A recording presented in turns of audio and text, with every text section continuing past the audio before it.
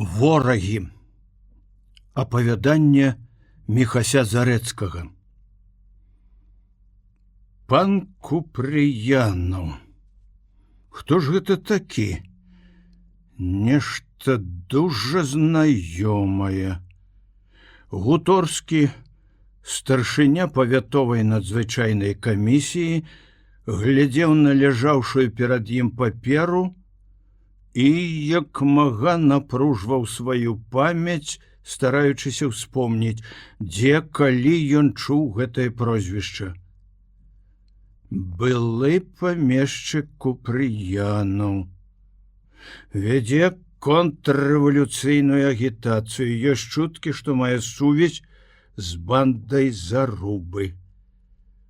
Гуторскі перачытваў раз за разам паперу. Купрыянаў.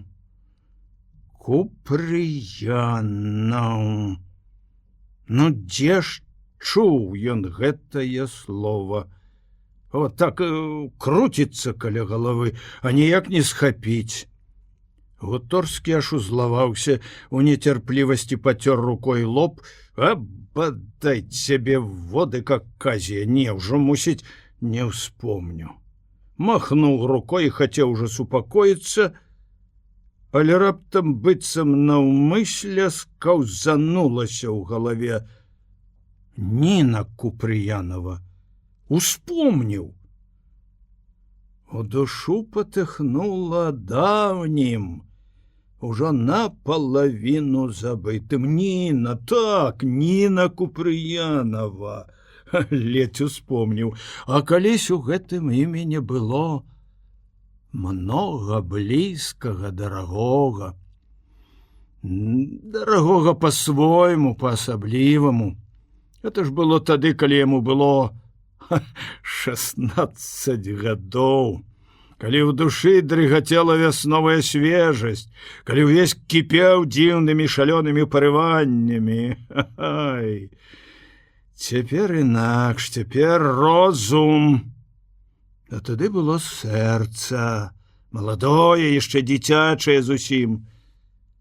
А што лепей? Всяму свой час. Гуторскі ўздыхнуў, злавіў сябе на гэтым і ўсміхнуўся. Вот табе і маеш. Раскіселіўся. Узяўся зноў за працу, але ў галаве ўсё мітусілася знаёмае імя. Яго цікавіла, што за сувязь між гэтымі асобамі. Якое дачыненне мае тая Ніна да гэтага упартага пана? Няўжо радня? Яна, то, здаецца, з панскага стану была. Неяк дзіка, прыкра было дапасоўваць тое светлае, празрыстае да гэтага чорнага, бруднага. А цікава. Пасыльны! — гукнуў Гуторскі. Паклічце сюды Загруцкага. Праз колькі часінак у кабінет увайшоў малады хлопец, агент сакрэтнага аддзела. Слухай, Загруцкі, ты маеш якія звесткі пра памешчыка Купрыянова? Ёсць трохі. Ну, што ну? Жыве вёрст за паўсотні адсюль у сваім маёнтку, маёнтак таксама Купрыянавым завецца. Мае ладную гаспадарку. Это з такіх, што ўмеюць прыстасавацца да варункаў жыцця. Пакінулі яму зямлі трохі, жывёлы, з палаца чамусьці не выселілі. Ён, вядома, ўсё гэта падладзіў так, нібы сваёй працай жыць рыхтуецца. Ну, а там, ведаеш, ужо яго справа, ці сам, ці найме. У нас жа ці мала такім парадкам жыве яшчэ паноў? Збоку так, неўзаметку ў халадку. Ну, гэта ладна, свайго часу дажджэцца. А наконт контррэвалюцыі? Бурчыць там сабе пад нос. У мяне ёсць данос на яго. З кам'ячэйкі адзін піша. Всё магчыма. Это ж такі народ, што калі трохі замацуецца, дык і пачынае варушыцца, кіпцюркі свае паказваць. Так, а сям'я ў яго якая? А гэтага, брат, не скажу табе, бо не знаю. Ну, добра, больш мне нічога не трэба ад цябе. Загруцкі пайшоў. І ён нічога не знае, а цікава, дужа цікава. Хуторскі зноў узяў у рукі паперку і задумаўся. Што з ім рабіць? Паслаць каго туды? Заарыштаваць? Час небяспечны. Заруба гэты. Калі сапраўды пан з ім у хаўрусе, дык цацкацца з ім не варта.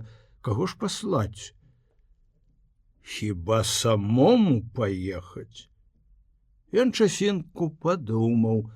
Ну, вядома, гэта найлепей за адным заходам і ў воласць заехацца, праведаць, чаго яму там патураюць. Пэўна, звязкі ёсць, так, не іначай. Трэба ехаць.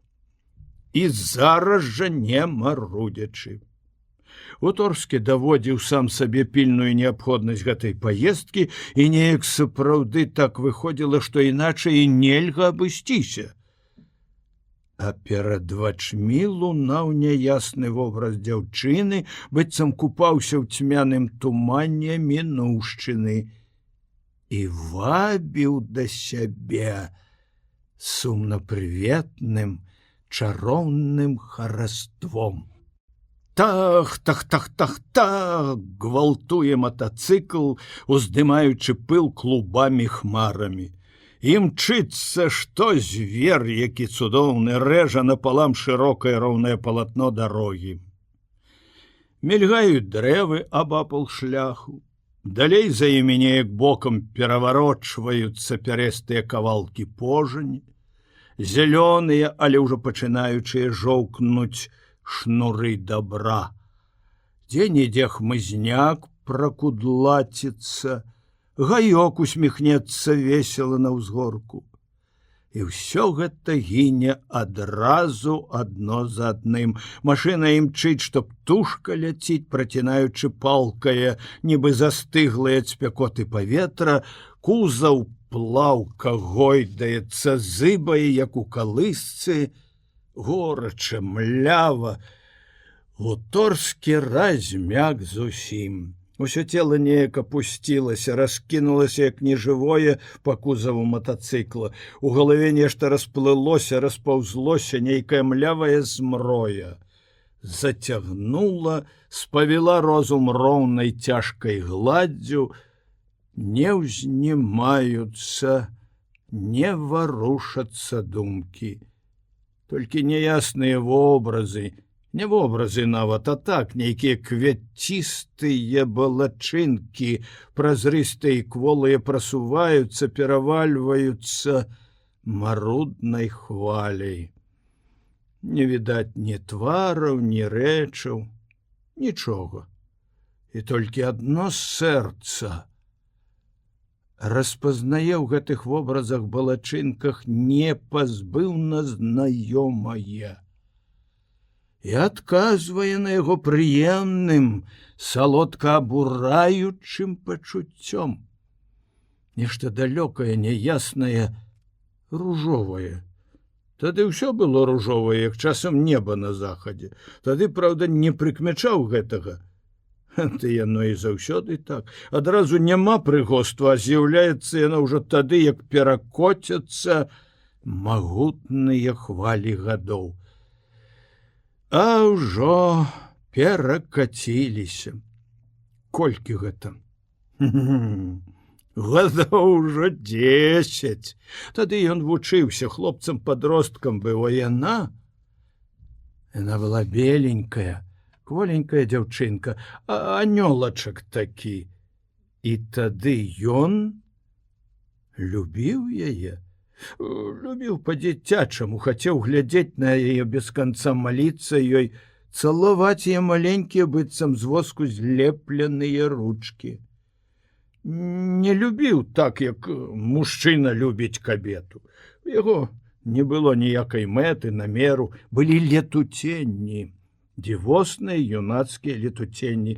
Ён будаваў з іх сабе асобны свет, сваё асобнае, патаемнае чароўнае жыццё. Мінула ўсё гэта. Мінула і пакрылася тоўстым пластом жыццёвага попелу. Шафёр спыніў машыну, яна запыхала на месцы, уздрыгваючы ад навалу нутраной энергіі, быццам парываючыся пабегчы. Товарыш Гуторскі, можа, зойдземся ў хату вады напіцца? Ці хочаце? Гуторскі толькі цяпер згледзеў, што ўехалі ў вёску. Добра, добра. Па праўдзе сказаць, смага такая, што, здаецца, вядро б выжлукціў. Зайшлі ў хату, у хаце душна, як у пекле, і прыцемна. З надвор'я ўвайшоўшы, старая бабулька поркаецца на палу.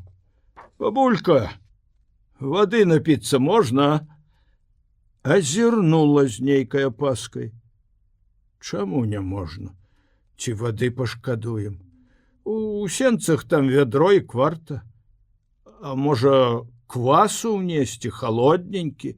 О, то-то-то, узрадаваўся шафёр. Квасу, бабулька. Эх, крактануў ён, быццам загадзя адчуваючы смак халоднага квасу. Гуторскі сеў на лаўку, азірнуў хату, брудная, цесная. Відаць, незаможна жывуць, яму чагосьці ўсплыло на думку пытанне. Як бы ён сябе адчуваў, калі б прыйшлося яму жыць у гэткіх абставінах? У гэтым агідным брудзе, з якога свеціцца цяглая няўпынная праца, што займае ўсё жыццё, абмяжоўвае сабой круг інтарэсаў, імкненняў. Ён здрыгануўся міжвольна. Не, ён бы не ўжыў. Дарма, што радзіўся ў гэткай самай хацёнцы, у гэткай самай хацёнцы ўзрос. Што ж гэта? Няўжо я так далёка адышоўся ад сялянскага жыцця? Няўжо я настолькі абінтэлігенціўся, апанеў? А калі ўзяць духоўнае жыццё? Што тут у мяне высталася супольнага з гэтымі людзьмі? Мала. Зусім мала, каб не сказаць нічога. І як жа гэта? Я стаю ва ўладзе, з'яўляюся прадстаўніком гэтых самых цёмных сялян, я выяўляю іхнія інтарэсы, в той самы час не маю нічагуткага з імі супольнага. Цікава. Адно толькі што я зычу ім лепшай долі, хачу іх вывесці на свет. Адно толькі гэта звязвае. Але гэтага мала. Правадыр не павінен далёка адыходзіць ад таго, каго ён вядзе. Трэба вярнуцца, трэба мець сувязь з сялянамі. Не тую дзелавую, службовую, што прыходзіцца мець, а звычайную, жыццёвую. Гуторскі ўспомніў пра свайго бацьку, які жыве недзе ў гэткай самай хацёнцы, і ў якога ён не быў ужо гадоў 5. Трэба даведацца, падумаў. Бабулька ўнесла квасу. Паедзем? Спытаўся шафёр, як напіліся. Не, пасядзім трохі. Ну, як жа жывём, бабулька, памкнуўся завесці гутарку са старой. Як жывём? А так і жывём, як жывём. Яна глядзела з-пад ілба непрыхільна з відавочным недаверам. Ці далёка да Купрыянова? Недалёчка. Колькі вёрст? А хто іх? Ці я мерыла, ці што? Гуторскі не знаў, што далей гаварыць. «Пойдзем у засень, паляжым», — звярнуўся да шафёра, а сам думаў. Нават гутарыць развучыўся. Як паехалі далей, ужо сонца апусцілася нізка, падыхнула вячэрнім халадком, знікла даўнейшая млявасць, адчувалася лёгка бадзёра. Гуторскі пачаў свежай галавой абдумваць справу з Купрыянавым, будаваць план сваёй з ім сустрэчы. Сярод старасвецкага, запушчана здзічэўшага парку, стаіць палац пана Купрыянова. Купы багатай зелені стараюцца захаваць яго ад людскога вока, агортваюць яго старанна, але дзе ж схаваеш гэткую веліч? То там, то сям выглядаюць з натоўпу зялёна-скурыстых дрэў белыя кавалкі мураванай сцяны. Выглядаюць і ветла усміхаюцца праходзячаму воддаль падарожнаму. Са шляху к панскаму двару вядуць ліпавыя прысады. Люба тут улетку, у спякоту. Волаты ліпы стаяць па баках велізарнай чарадой, не пускаюць на дарогу ані косачкі сонечнага свету. Цянёк, халадок. «Едь ціха», — попрасіў Гуторскі, як шафёр звярнуў прысады. А сам міжвольна задзіваваўся на 100гадовыя асілкі ліпы. Стаяць панура, нерухома, быццам нейкія цудоўныя маўклівыя вартаўнікі. Кончыліся прысады, адкрыўся шырокі роўны дзядзінец, акружаны напаўразбуранымі будынкамі, а за імі зялёны гушчар. На дзядзінцы ціха, бязлюдна, ані чалавечка, быццам нейкае смяротнае царства. «А дзе ж дом?» — агледзеў шафёр і спыніў машыну. Дом некуды знік бы, праваліўся ўскрозь доння. Сталі азірацца. Не відна нідзе. «Ці не сюды?» — паказаў Гуторскі на заваротку ў парк. І сапраўды, праехаўшы колькі крокаў, угледзелі зноў белыя муры. «Не схаваўся», — пажартаваў шафёр. «Хіба ад нас схаваешся?» — адказаў Гуторскі. Пад'ехалі к дому, гэта быў пекны будынак, лёгкі, павеўны і крохкі, быццам дзівосная фарфоравая цацка. І дзіўным здавалася, як магла гэткая кволая рэч захавацца блізка зусім нечапанаю кіпучую гадзіну людскога абурэння. Каля дома было таксама ціха, нежыццёва, зусім не відаць было прысутнасці людзей.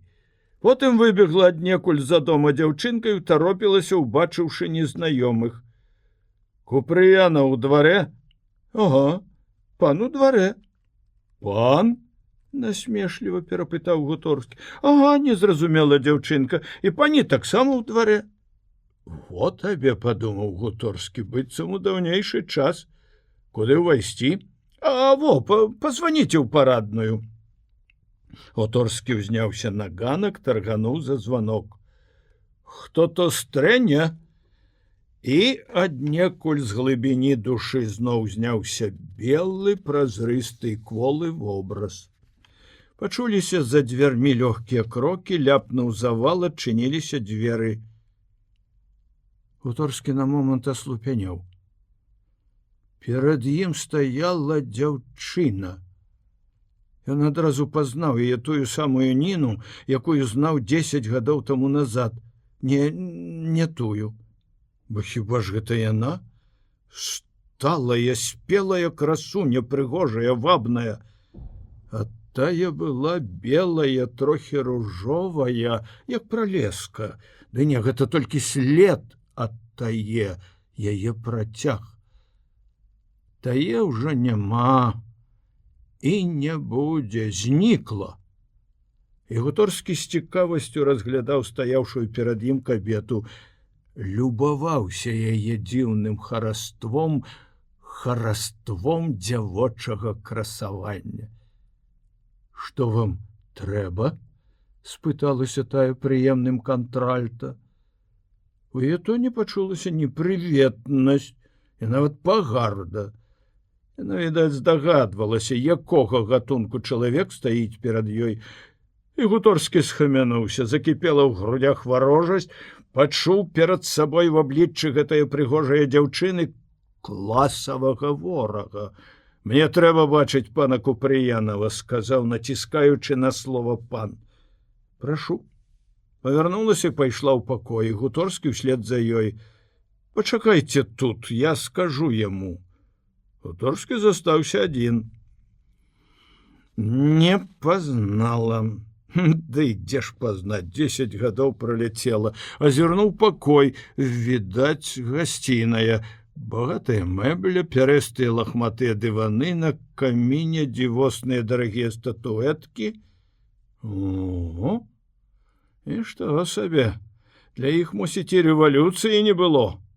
Ну, лепш позна, чымся ніколі. Мы яшчэ тут наладзім рэвалюцыю. Выйшаў пан. Маленькі, гладкі, угадаваны, як парсючок.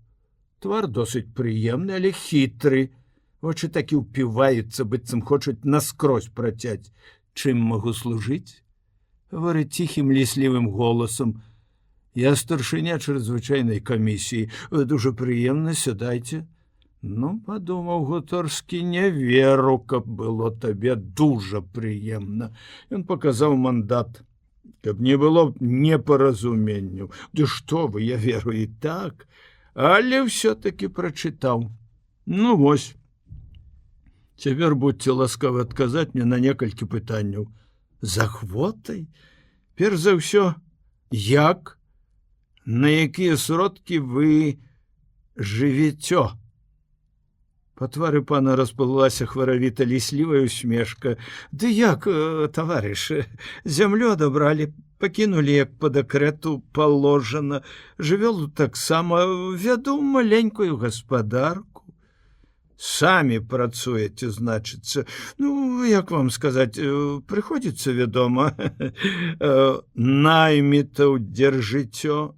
Не, пастаянных не маю. Так, часам хто пасабляе. Так, дом увесь займаеце?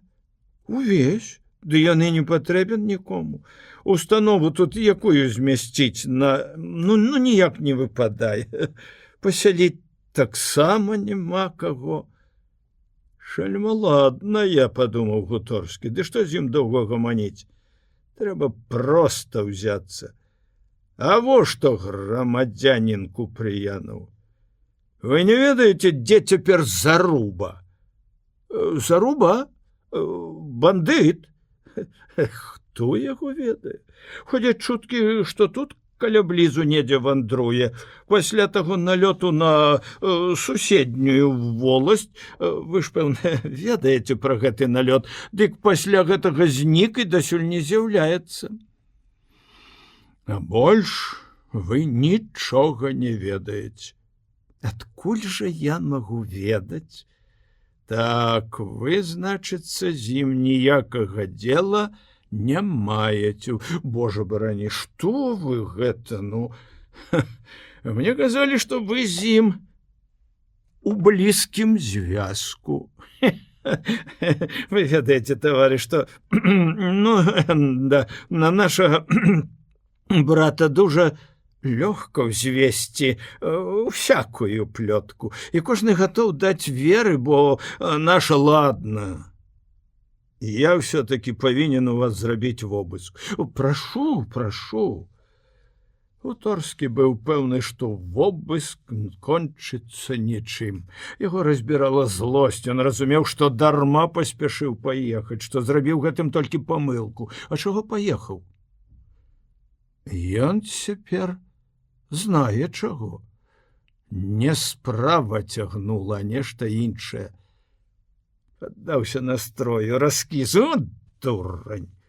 Ён злосна штурхаў рэчы, загадваў паказваць усе куткі, рыў усё і рабіў гэта блізка, што нягледзячы проста так, каб спагнаць злосць, знаў, што нічога не знойдзе. Пан віляў вакол, усміхаючыся угодліва і разам хітрай, зларадаснай усмешкай. Аднекуль прыпёрлася і тоўстая пані. Тая вохала, стагнала над вухам, гатовая кожную часінку самлець. А воддаль стаяла яна, зграбная, прыгожая, стаяла горда, ўзняўшы галаву, і глядзела пагардлівым, грэблівым поглядам, усміхаючыся патаемнай усмешкай. Гуторскі раз-пораз кідаў на яе погляд і кожнага разу адчуваў нянавісць, варожасць і разам нейкую сімпатыю. Яна падабалася яму, як дзяўчына, вабіла сваёй дзіўнай жаночай пекнатой. Яму хацелася кінуцца, да я схапіць у абдымкі, цалаваць. Не так, як калісь, цалаваць палкімі пацалункамі. Это быў голас сэрца. А розум гаварыў іншае, розум бачыў перад сабой ворага. Злоснага класавага ворага, свядомага, бо гэта яскрава свяцілася праз выраз яе твару. І ў грудях расла нянавісць. У маленькай пекнай скрыначцы ляжалі яе лісты. Гуторскі дрыгануўся, як убачыў паміж іх колькі сваіх, што пісаў колісь 10 гадоў назад. А пад паперай ляжаў маленькі бліскучы браўнінг. Яна першая ўбачыла яго. Схапянулася, пачырванела, потым збялела. Відаць, сама была на яго забылася. Гэта падарунак, сказала. Гэта, ведаеце, залапатаў пан, адзін малады чалавек. Знаёмы, ён зрабіў такую міну, якая павінна была гаварыць: «Вядома, маладое дело, любасць, забавы». Гуторскі паклаў браўнінг у кішэню. Выбачайце, але я не маю права звяртаць увагі на гэта. Я павінен канфіскаваць. Бацька штосьці ізноў затарабаніў, але дачка спыніла яго. Не трэба, тата. Няхай. Ужо абшукаўшы ўсю кватэру, Гуторскі раптам натрапіў на маленькую паперку. Ляжала яна на падлозе каля стала ў кабінеце пана, пэўна, згубленая. Гуторскі падняў яе проста за тым, што практыка навучыла яго не прапускаць міма вачэй ніводнае дробязі. Падняў так, каб ніхто гэтага не заўважыў, і прачытаў неўзаметку. В паперцы было напісана: 30-го будзем браць вашу воласць, збірацца ў вас о 12-й гадзіне. Гуторскі скончыў паперку і схаваў кішэню. У гэты час пан якраз забавіўся гаворкай з паняй, Ніна некуды выйшла, і такім чынам ніхто не заўважыў яго знайды. Ну, пакуль што бывайце, развітаўся ён і паспяшыў на двор. Яго праводзіў насмешліва давольны погляд Купрыянова, але ён не зважаў на гэта. Думкі яго паляцелі ў новым кірунку. 30-го. Калі ж гэта 30-го? Паслязаўтра. Марудзіць нельга, трэба спяшацца. Гані ў горад, кінуў ён шафёру. Машына залопала, затропала і паляцела, што птушка. У баку паміж дрэў мільганула постаць Ніны. Гуторскаму здалося, што яна усміхаецца таемна зларадаснай усмешкай. Ладно, той смеецца, хто смеецца апошні. Скора ўбачымся. Сонца ўжо зайшло, па зямлі шэрым валакном распаўзаўся змрок, стала ядрана, свежа. Гуторскі падстаўляў твар, грудзі пад хвалю сустрэчнага ветру і цешыўся яго жорсткімі ласкамі. Унутры бушавала бадзёрасць, адвага і раз поразу ўсяго агортвала хваля нейкай дзіўнай шалёнай радасці. Жыццё, барацьба, як добра жыць, як прыемна змагацца. Назаўтра з самага рання Гуторскі запрасіў да сябе матроса. Той прыйсці не забавіўся, ужо часін праз 10 пачуўся ў канцылярыі яго магутны голас. Яго ўсе з тлумам віталі. Это быў любімец усіх, любілі яго і падуладнае, і начальства, і проста ўсе, хто толькі знаў.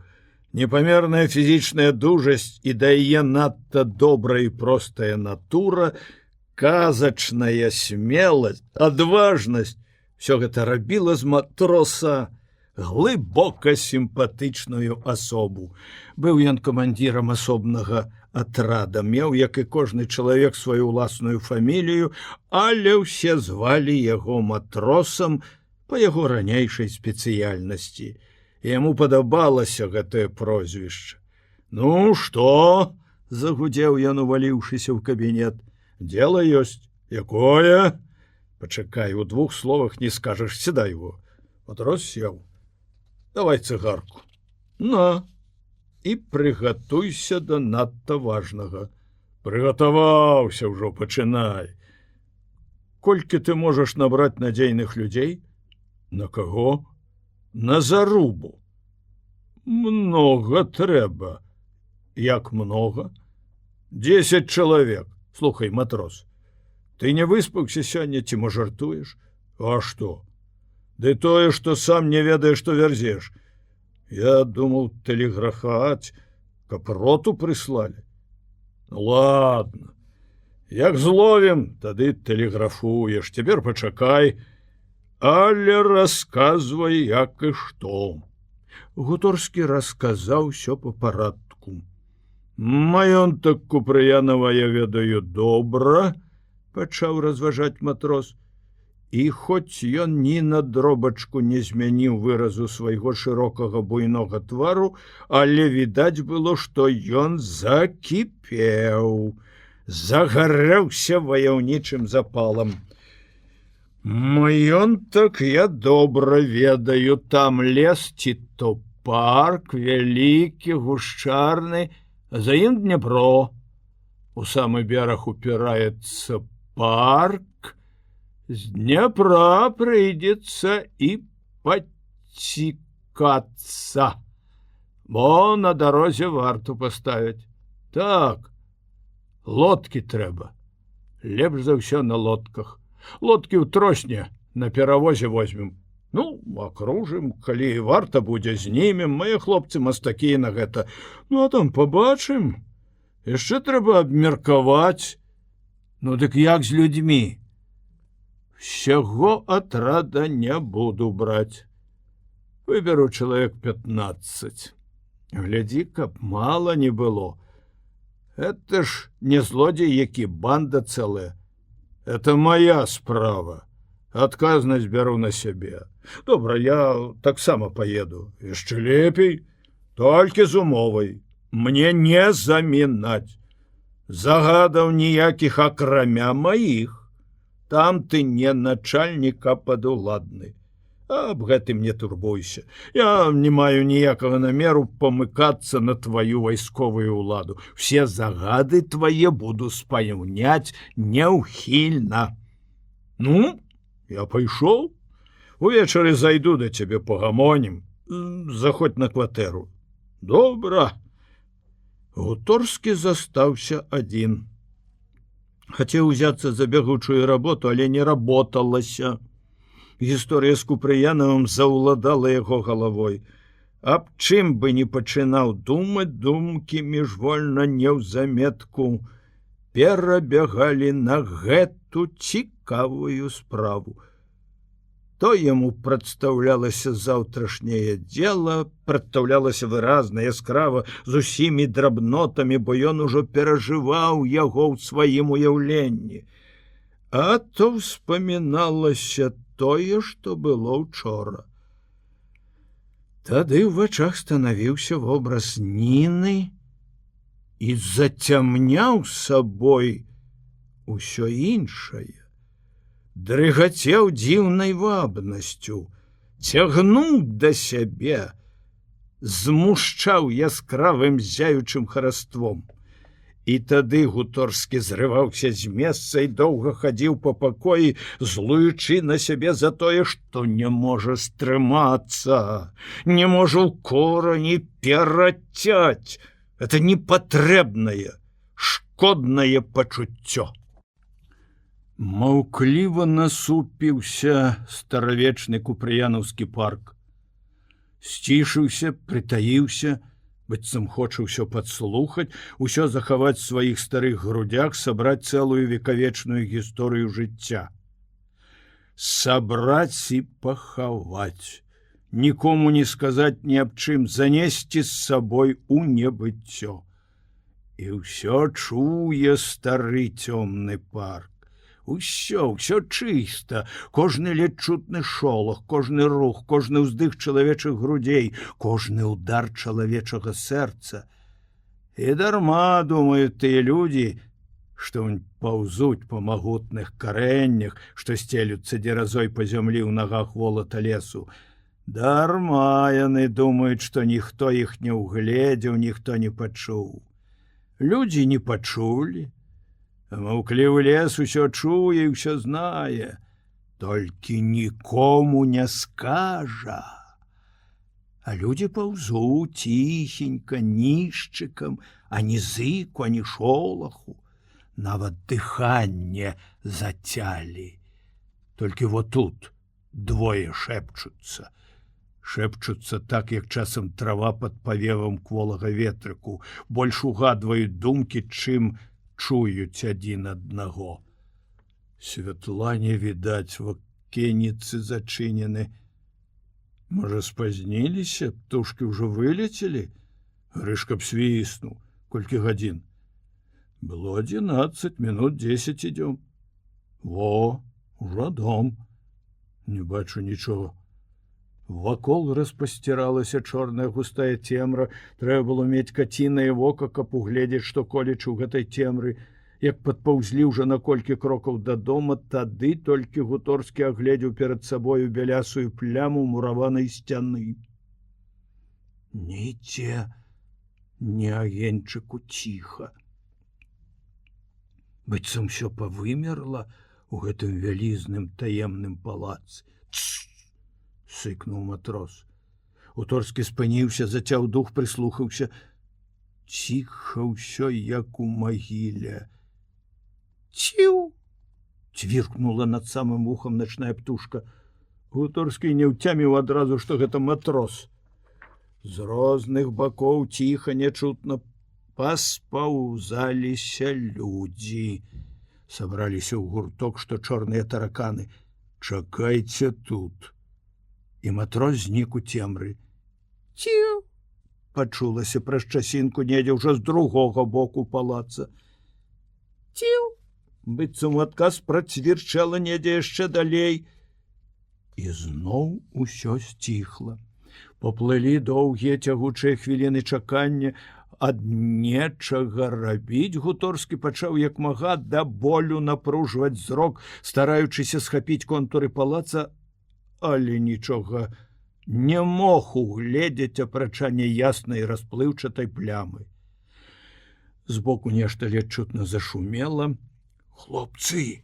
— пачуўся ціхі воклік матроса. І зараз жа ён сам апынуўся сярод гуртка. Тут 10 штук, сам 11. На дарозе адзін стаіць. З тым Грышка справіцца. Будзем чакаць ля ганкаў.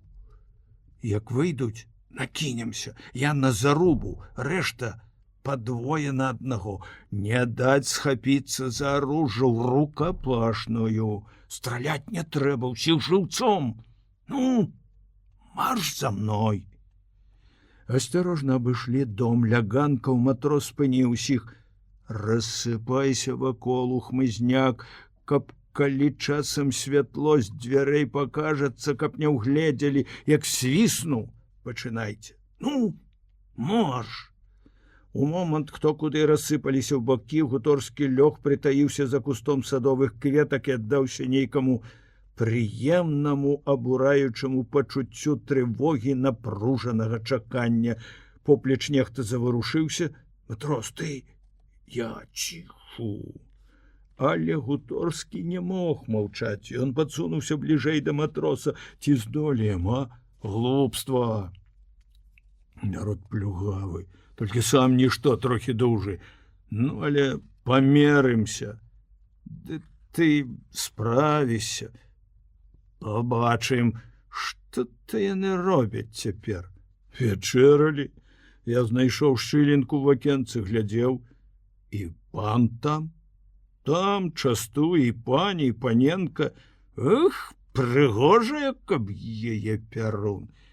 І Ніна там, падумаў Гуторскі. Як то яна да ўсяго гэтага. І нібы ў адказ на яго думку з палаца раптам паліліся кволыя ледзь чутныя гукі музыкі. Яны праходзілі праз тоўстыя мураваныя сцены, прыглушаныя, непоўныя, далёкія. І гэта прыдавала ім асаблівую чароўную вабнасць. Гуторскі сціхамірыўся, увесь абярнуўся ў слых. Кволыя гукі раяля пацяклі проста ў душу і кранулі там сваім лёгкім павевам нейкія патаемныя, дзіўна напружаныя чулыя струны, залуналі вобразы кветкі, апавітыя сумам журбою. Скалыхнуўся нейкі невыразны жаль, і быццам з туману знялася паволі белая празрыстая здань тае Ніны, што была 10 гадоў таму назад. Няўжо гэта яна? Няўжо гэта тая, што калісь даравала яму светлыя чароўныя часіны? Цяпер грае, цешыць сваёй музыкай яго ворагаў. Няўжо і сама яна, тая мілая, любая Ніна, цяпер яго вораг? Музыка сціхла, знікла чароўнасць, зноў агарнула трывога чакання. «Матрос, ну, ужо блізка 12. Зараз павінны выпраўляцца». «Ага, трэба быць начаку. Ты ж Заругу пазнаеш?» «Я яго бачыў, як яшчэ бандытам не быў, афіцэрам служыў у войску. Цемры трудна пазнаць, але ён першы выйдзе. Павінна, патраплю». У доме пачуўся глухі рух, пэўна, збіраюцца. Яшчэ колькі доўгіх цягучых часінак. Ва ўжо крокі загрукалі блізка, ў сенцах ляпнуў завал, і ў расчыненыя дзверы разам з густой мужчынскай гамонкай хлынула паласа слабага свету, які выходзіў, пэўна, з унутраных пакояў палаца. Цемра ўвабрала ў сябе гэты свет, разбавіла сваёй чарнатой і абярнула ў шэры, дрыжачы змрок, у якім можна было згледзець толькі туманныя, няясныя постаці выйшаўшых з дома людзей. Гуторскі ўпяўся ў іх напружаным прагным поглядам. Сэрца забілася ў грудях моцна, няроўна, па целу пацякла нейкая нервовая млявасць, а рукі сударгава сціснуліся ў кулакі. Колькі іх? 1, 2, 3, 9 чалавек. Чаму не 10? Няўжо матрос памыліўся? Спускаюцца з ганкаў, гутараць, рагочуць, занадта смелыя. Пачакайце, спусціліся, сталі, аглядаюцца, быццам не важацца пасунуцца ў цемень. А мо ждуць каго? Мо хто застаўся? Трэба б саждаць, матрос. Але якраз у гэты момант прарэзлівы свіст працяў паветра. Гуторскі здрыгануўся. Думкі ў яго неяк дзіўна пераблыталіся, паскакалі адна цераз адну пярэстай шпаркай чахардой, зацямрылі свядомасць. Непрытомны кінуўся ён, што дзікі крывяжэрны звер, на гурток асалапелых бандытаў і ўпіўся сударгава напружанымі рукамі ў нейчае цела.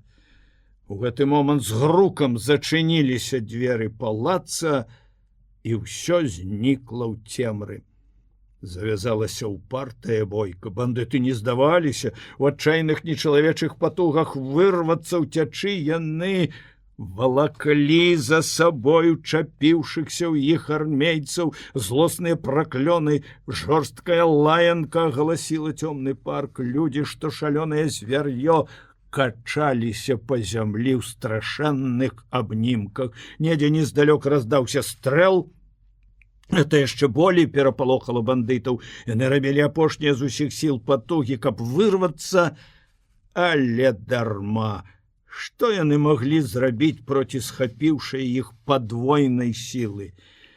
Адзін за адным паляглі на зямлю скручанымі рукамі, і толькі лежачы ўсё яшчэ лаяліся, рычэлі сквозь зубы ад злосці. А на колькі крокаў у бок яшчэ чуліся гукі барацьбы. Это матрос боркаўся з зарубам. Армейцы кінуліся былі к яму на дапамогу, але дарма. Не руш! Пагрозна зарычаў ён і асом. Усе адхінуліся і толькі па зыках сачылі за ходам барацьбы, гатовыя кожную хвілінку кінуцца на дапамогу. Гуторскі трымаўся як найбліжэй. Ён ужо забыўся на матросаў загад і трымаў у руцэ наган з намерам пусціць яго ў ход, як толькі з'явіцца патрэба і магчымасць. А барацьба ўсё цягнулася. Цемра не дазваляла бачыць, на чыім баку перавага, і толькі па адрывістых ускрыках, па сапенню, па стогнах можна было дагадвацца, што бандыт пачынае паддавацца.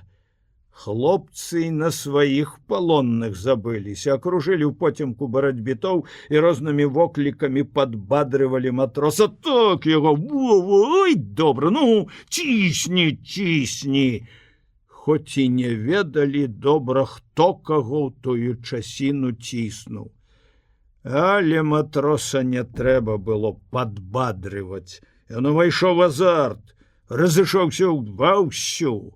Яшчэ колькі хвілінак, і ён ужо пабедна соп, лежачы на абяссіленым ворагу.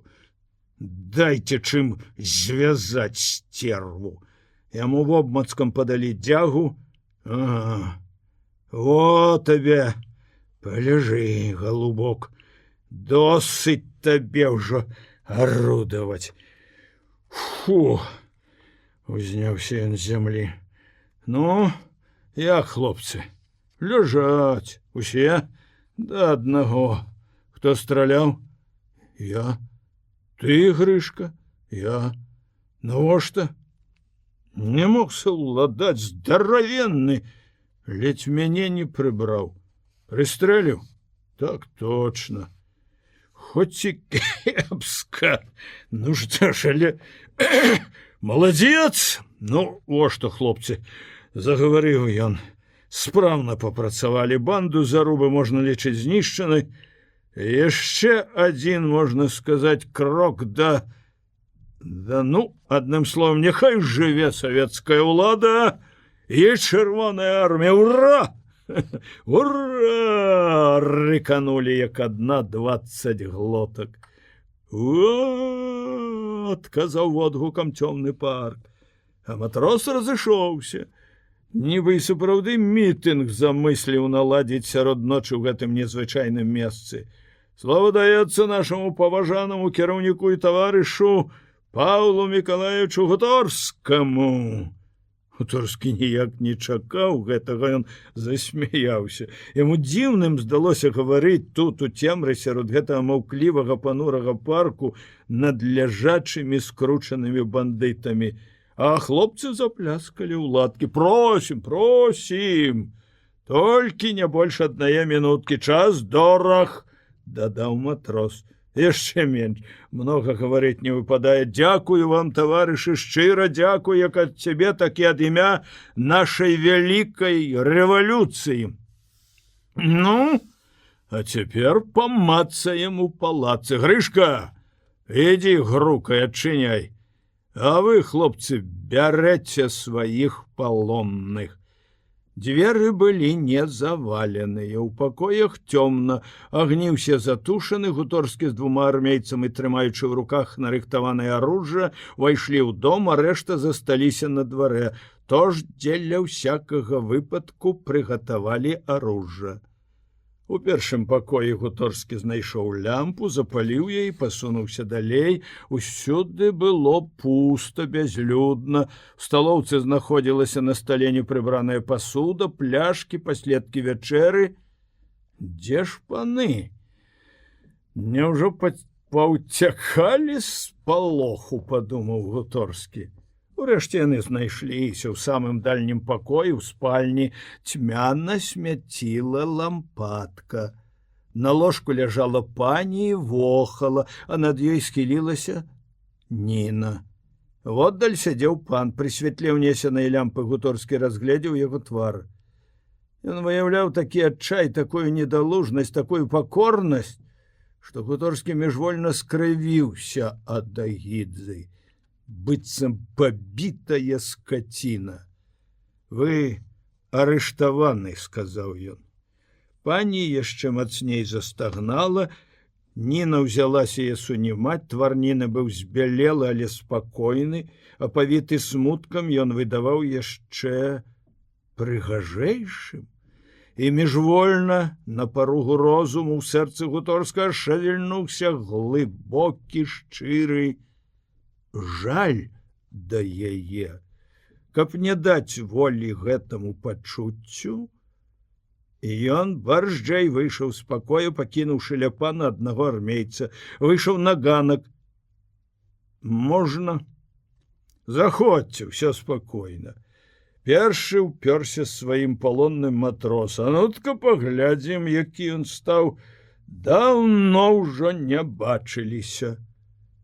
І раптам ён пасыпаўся плоймай самай злоснай лаянкі. Што? Чаго? Кінуліся да яго ўвайшоўшы армейцы. Не ён! Памыліўся! Той, з кім з такім запалам змахаўся матрос, быў зусім не заруба. І сярод рэшты бандытаў не было атамана. Тут толькі схапянуліся, што ўсяго 9 злавілі, а павінна быць 10. Гуторскі ўспомніў, як ён хацеў быў затрымаць матроса і пашкадаваў, чаму не зрабіў гэта на хвіліну раней.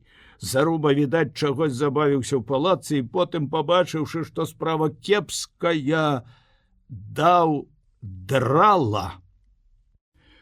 Гуторскі ніяк не мог забыцца на Ніну.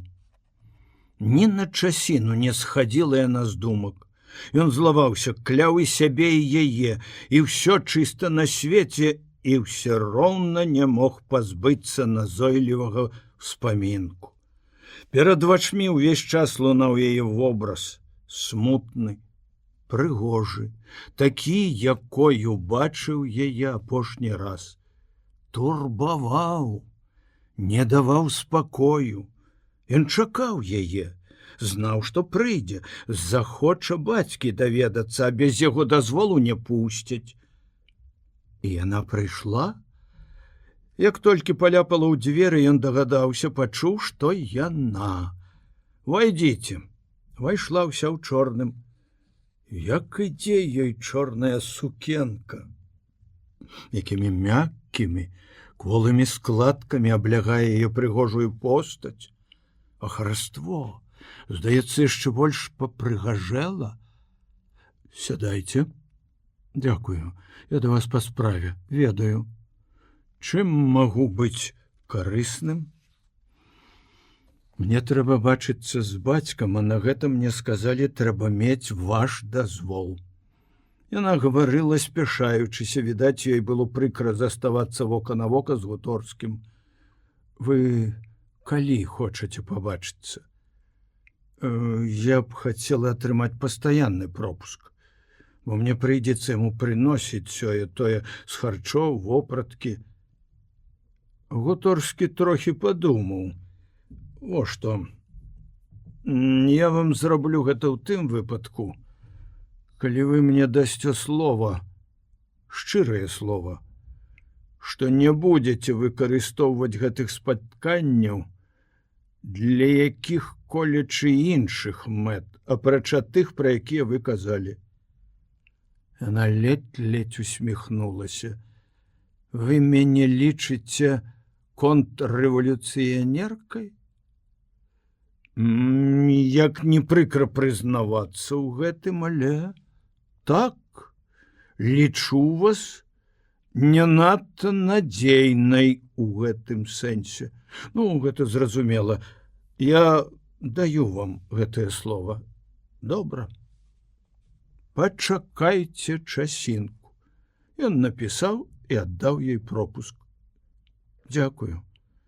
Яна взяла пропуск, але не выходзіла. Нервова комчыла паперку ў руках, быццам нешта хацела яшчэ сказаць, ды не важылася. На момант павісла маўчанка, і ў гэтай маўчанцы пачулася нешта недаказанае. Быццам абодва думалі адно, абодва хацелі сказаць гэта, але не мелі сілы пачаць. Гуторскі знаў, што калі не скажа яна, скажа ён, што ўрэшце не стрымаецца, але хацеў, каб яна пачала, чакаў. Слухайце, загаварыла яна, нягледзячы на яго і ўсё яшчэ цярэбячы ў руках паперку. Ці можна вам задаць пытанне адно, неслужбовае, нават інтымнае трохі. У Гуторскага адлягнула ад сэрца, ахапіла нейкая лёгкасць, гуллівасць, нейкае мяккае, прыемнае абурэнне. Ён прыблізна знаў, што скажа яна, і яго толькі дужа цікавіла, як яна скажа. Сам быў спакойны, бо пачала яна, і гэта станавіла яго ў пераважнае становішча. Прашу. Ён усміхнуўся ласкава таемна, быццам казаў гэтым: «Кажы, мілая, але я і так ведаю, што ты хочаш сказаць». А яе, відаць, кальнула гэта ўсмешка, кранула яе дзявочы гонар, нават губу прыкусіла. Гуторскаму весела стала.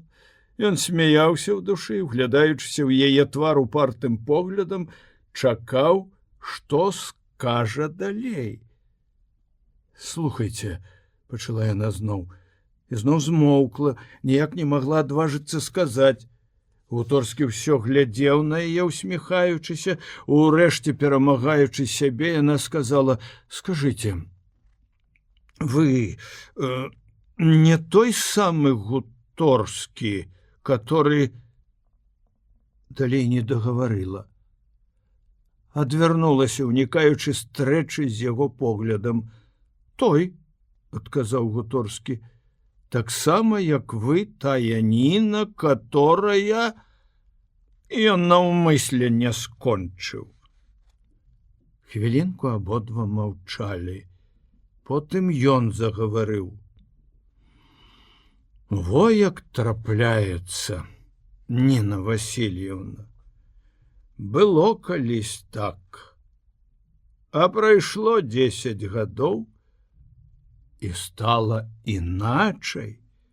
Так, калісь мы не зналі, якая прорва нас дзеліць. Звяла доля нас у кучу. Мы не папыталі адзін другога, хто ты такі. Нас гэта не цікавіла, бо мы былі дзеці і не зналі нічога. Не паспыталі яшчэ ад дрэва жыцця. А потым усё вызначылася. Мы пайшлі рознымі шляхамі. І вось спаткаліся, як ворагі. Ворагі? Задумлена працягнула Ніна. Так, вы праўду кажаце. Цяпер Мы ворагі. Не за тым, што я контррэвалюцыянерка. Ды не, я знаю, што стары лад не вернецца, не можа вярнуцца, бо ён несправядлівы, злачынны. Я і не хачу яго, прынамсі мой розум не хоча. Але ёсць нешта глыбачэйшае падсвядомасці, што ўкладзена прыродай. Гэта нешта спавівае мяне, кіруе маімі ўчынкамі. Я знаю, што гэта дрэнна, хачу пераадалець сябе, але не змога. Так і прыйдзецца застацца ў варожым вам лагеры, пакуль ён ёсць. А там з вамі пайсці не магу. Не пускае тое нешта. У часе яе гаворкі Гуторскі уважна разглядаў яе твар, і яго здзівіла тая шчырасць, з якой яна гаварыла. Відаць, доўга яна думала аб гэтым, доўга змагалася сама з сабой, пакуль прыйшла к гэтаму выразнаму, цвёрдаму пераконанню. І Гуторскі міжвольна працінаўся павагай да яе. Яму падабалася гэткая самасвядомасць, гэткі аналіз самой сябе. Разам з павагай расло пачуццё сімпатыі, якое ў гэты момант знішчала ўсякую варожасць, адсоўвала некуды на задні план класавыя інстынкты. Яму было шкада гэтае ніклае кветкі, гэтага хваравітага адсклёпку старога ладу. Яму захацелася суцешыць яе, заспакоіць, але не было слоў. Хацелася проста падысці да яе, прытуліць, прыгалубіць. І яна чула спагаду, апавядала яму, як лепшаму прыяцелю, раскрывала душу, вылівала набалелае.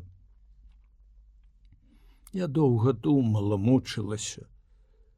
Усё хацела вызначыць, што я, навошта я. Я думала раней, што можна яшчэ знайсці сабе месца, можна далучыцца да новага, згарнуць сябе ўсё старое, старыя прывычкі, старыя нахілы, старыя імкненні. Я прабавала працаваць, служыла, настаўніцай была. Падманіць хацела сама сябе. Дарма.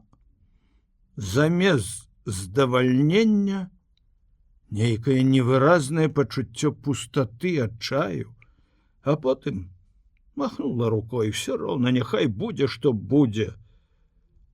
Хворая я да новага жыцця, адпетая, панская костка. Яна засмяялася горкім і разам задорным гарэзлівым смехам. Гуторскі маўчаў. Ён думаў аб долі гэтай дзяўчыны. Адпетая, хворая. Няўжо яна аджыла ўжо сваё? У самым красаванні жыцця, поўная фізічных сіл, поўная красы, хараства. Ці ўзяла яна хоць сваё ад жыцця? Ці ўсміхнулася яно ёй сваёй чароўнай усмешкай? Нена Васильевна, ці любілі вы каго праўдзівым, поўным каханнем? Яна раптам змянілася. Не скажу вам гэтага, не магу пасля. Можа, самі узнаеце. Не скажу. Яна неяк вабралася ў сябе, затулілася, быццам баялася, каб не сказаць лішняга. Ад ранейшага шчырага сяброўскага настрою не асталося і следу. Яна зноў абярнулася ў тую заўзятую паненку, якую Гуторскі спаткаў у Купрыянаўскім палацы. Гуторскі каяўся, злаваў на сябе за тое, што задаў ёй гэтае далікатнае пытанне. Ён спрабаваў зноў выклікаць яе на інтымнасць, але не ўдавалася. Яна на ўсё адказвала кароткімі сухімі заўвагамі. Потым успомніла пра бацьку, зарупілася ісці, ужо выходзячы спыталася, што яе бацьку чакае. Скажыце праўду, не тое, чы самае горшае? Што? Гуторскі зірнуў на яе. Ці сказаць праўду, ці не? Трэба сказаць, яна вытрымае ўсё. Самае горшае, вы кажаце? Баюся, каб гэта не была вышэйшая кара. Ён, сам таго не прыкмячаючы, перайшоў на рэзкі афіцыйны тон, нават злосць у ім чувалася. Яна збялела, зірнула недалужным спалоханым поглядам. Расстрэл? Але ўраз схамянулася, насупілася, бліснула з-пад чорных густых броў поглядам загнанага, упартага звярка. Дзякую. І выйшла. Заруба зноў аб'явіўся. З новай, яшчэ вялікшай, яшчэ больш адчайнай бандай ён рабіў нечуваныя, страшэнныя па сваёй лютасці гвалты. Ён не разбіраў, хто з'яўляецца ахвярай яго злачынства.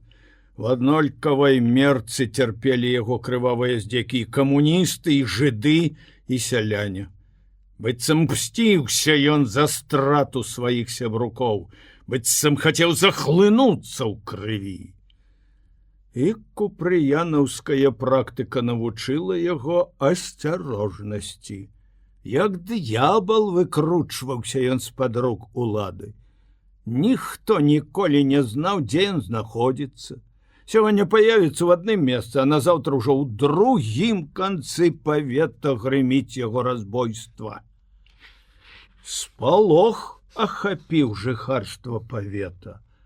Сярод цёмных сялян пайшлі розныя недарэчныя чуткі, апавядалі пра розныя цудоўныя праявы, пра тое, як заруба можа з'яўляцца адразу ў колькіх месцах, пра тое, як ён можа сярод людзей на ўсіхніх вачах раптам знікнуць, бы праваліцца скрозь зямлю і гэтак далей. Пачыналі лічыць яго нейкім надзвычайным стварэннем і баяліся аднаго імя яго. Чака зрушылася, узнялася на ногі. Па ўсіх кутках павета былі разасланы агенты, узяты пад нагляд усе ненадзейныя асобы, матрос сваім атрадам без упынку лётаў па вёсках, сам Гуторскі таксама рэдка калі стыкаўся ў горадзе.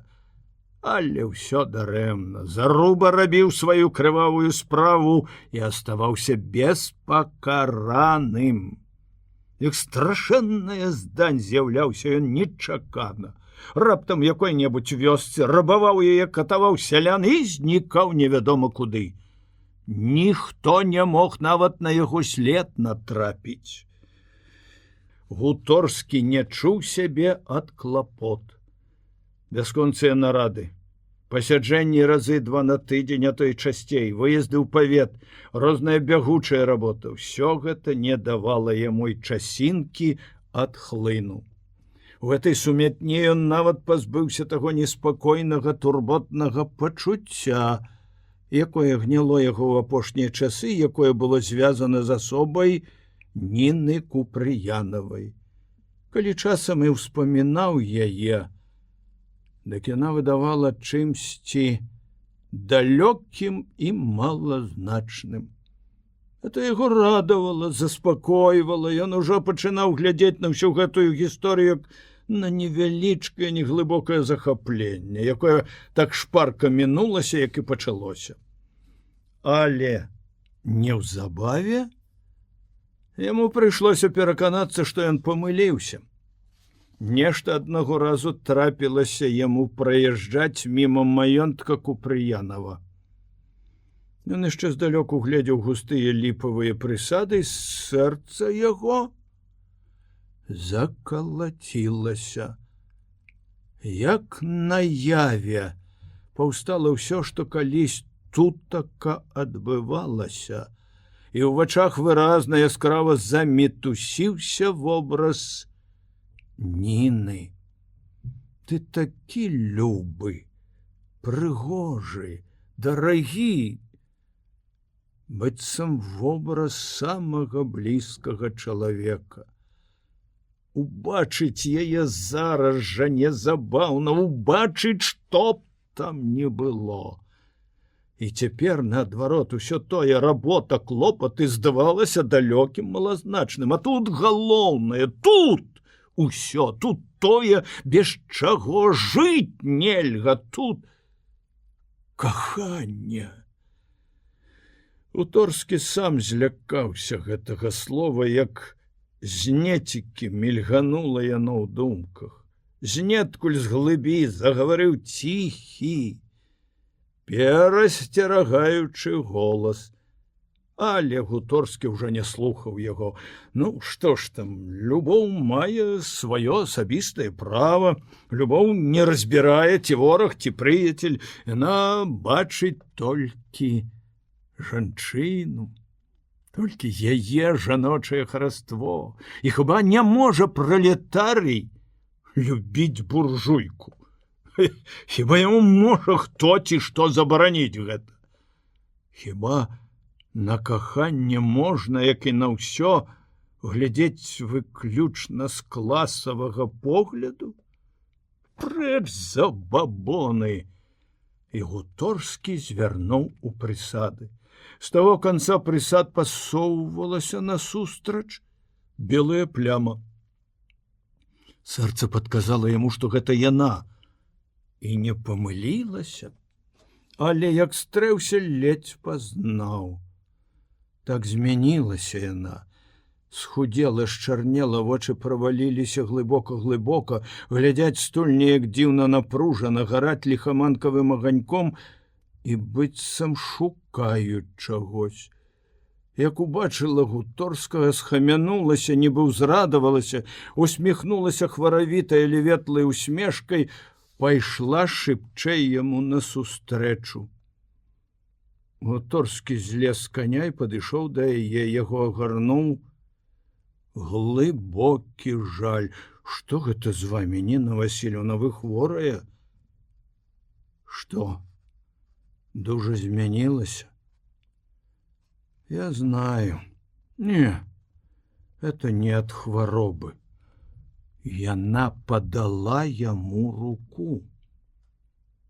Гуторскі ў першы раз пасля 10 год расстання паціснуў яе маленькую кволую ручку. І гэты поціск разбурыў дашчэнту. Тую сцяну, што стаяла між іх, замацаваў іх сяброўскую блізкасць. Яны пайшлі па дарозе. Ну, дык усё-ткі што з вамі, а? Кажыце ўсё, не хавайце, як раней. Ён глядзеў на яе з пяшчотаю, стурбаваны, чакаў яе адказу, а яна ўпялася сваім поглядам, далечы маўчала. Быццам не прыкмячала ні яго, ні ўсяго, што навокал, углыбілася ў свае патаемныя думкі. Павел Миколаевич, раптам адазвалася яна. І по голасу відаць было, што яна хоча сказаць яму нешта важнае, тое, што займае ўсю яе істоту. Скажыце мне, да якіх меж павінна распасцірацца кроўнае пачуццё? Напрыклад, любоў бацькоў да дзяцей або наадварот. Скажыце, як вы на гэта глядзіце? Не вы асабіста, а усе вы, ваша партыя. Я не зусім разумею ваше пытанне. Мне здаецца, што наогул ніякае пачуццё не паддаецца мерцы. У аднаго яно мацней, у другога слабей. Але як павінна быць? Я не ведаю, як вам лепей сказаць. Вось падумаем так. Вам прыйшлося б выбіраць з двух адно. Або страціць бацьку, або адмовіцца ад вашае справы. Што б вы выбралі? Гуторскі злёгку усміхнуўся. Вы, Ніна Васильевна, дрэнны прыклад узялі. Я ўжо больш 5 год не бачыўся з бацькамі, і калі і было во мне раней якое сыновае пачуццё. Дык цяпер яго няма і звання. Я б, вядома, не задумваўся. Яна здзіўлена зірнула на яго. Так? Трохі змаўчала і потым пачала з лёгкім абурэннем, нібы са злосцю. Возьмем другі прыклад. Возьмем мяне. Неўзабаве вы расстраляеце майго бацьку. Это яшчэ невядома. Ды не ўздумайце суцяшаць мяне, я не дзіцёнак. Так, і вось у мяне раптам з'явілася б магчымасць ратаваць яго. Але для гэтага я павінна была паддаць тое ж, што для мяне самае дарагое. Даражэй за ўсё, даражэй за жыццё. Што б вы зрабілі на маім месцы? Я выбраў бы, што даражэй. Што даражэй? Яна трохі падумала. Не так. Это несправядліва, несумленна. Это занадта эгоістычна. Даражэй. Мала што даражэй, але ёсць яшчэ доўг, абавязак. Яна зноў задумалася, Гуторскі глядзеў на яе, нічога не разумеў, дзеля чаго яна так захапілася гэтым пытаннем.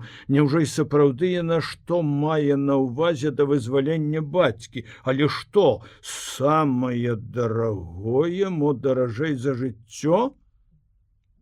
Дзіўна. Ладно, раптам схамянулася Ніна, кіньма аб гэтым. Пагаворым аб чым-небудзь другім.